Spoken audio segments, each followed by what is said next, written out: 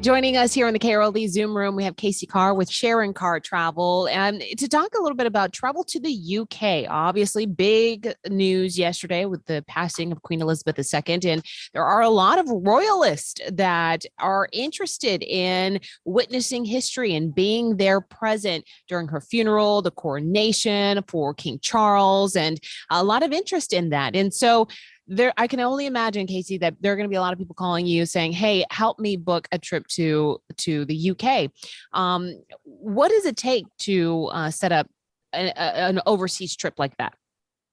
Well, it's funny, and every time there's an event like this, Americans love the UK. We have a very deep connection that goes back all the way to our founding, and especially Texans. We love to go out for every kind of event like this. Even the Cowboys games, when the Cowboys play in London, we have a bunch of people that go out there. And every time there's a big royal event like this, a coronation or a wedding, or sadly in this case the death of the Queen and the coming funeral, there's just a whole flotilla of Americans that heads over to the UK to bear witness to it. And it can be, for the occasions like weddings and coronations and things like that have a set date. It can be very difficult to find availability. But at the moment, there's no details that have been released on when the funeral is set for. We know that she's going to lie in state at Westminster Hall, and then have the funeral later at Westminster Abbey. There's no details released so far about when those are going to be, and because of that, availability is actually still pretty good. If you go in and look at hotels, there's a lot of availability right now, although it's ticking up and it's going to change quickly. There's already been a 20% increase overnight, like a 32% increase in bookings overnight. So while you can still find availability, it's going to change really quick in the next couple of days, and as more details are released. So if you are planning to go over there, try and be flexible with your plans. Be able to spend several days so that you can allow yourself some time for when these details are released. And I would also just recommend that if you're going over there, try and represent us well. Be respectful. Remember that this is not a celebration; it's a very solemn occasion. And there are surely going to be loads of Brits out in the pubs. They're going to be packed with people commiserating. The Queen was very, very beloved there. And so there'll be some celebration of her life, but it's not a party. It's a solemn occasion. So just bear that in mind if you're planning to travel there. A lot of people need to be reminded of that, because they would be going over as tourists, but they shouldn't expect to see the same types of venues available, as everything is going to be draped in black, and it's going to have a whole different vibe to it. That's right. There'll be things closed down for the events. There'll be a large military presence all over the city. There'll be preparations made for processionals and things like that. So it's not a typical tourism experience, although a lot of those things will be open, and you'll still be able to visit a lot of the different iconic sites around London. You're right, David. It'll be a much more solemn vibe in London. Absolutely.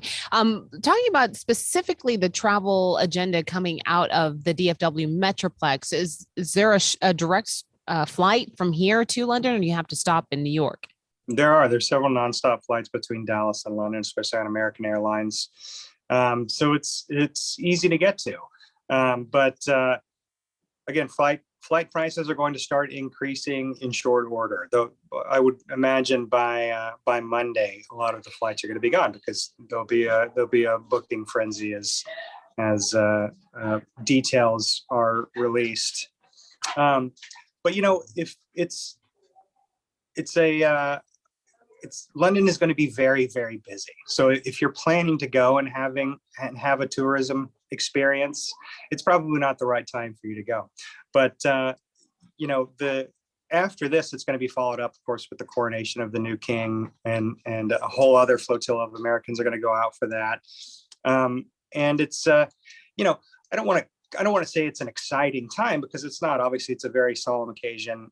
But when events like this happen, there are very important and consequential things that come out of it, and to be there and witness it. These are things that are going to be in the history books, and you got to be there to witness it. It can be a very moving experience. I understand the appeal and why people go out to see it.